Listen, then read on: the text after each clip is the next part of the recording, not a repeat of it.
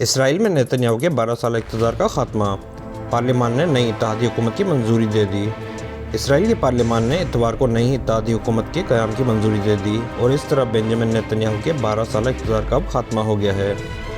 दाई बाजू के कौम परस्त नफ्ताली बेनेट नए वज़ीर-ए-आज़म के ओहदे का हलफ उठाएंगे। इक़्तिदार की शराकत से मुतालिक मुआहदे में यामीना पार्टी की सरबराही करने वाले नफ्ताली बेनेट सितंबर 2023 तक इस ओहदे पर फाइज रहेंगे, जबकि मज़ीद 2 सालों के लिए याइर लापिड के हवाले इक़्तिदार होगा।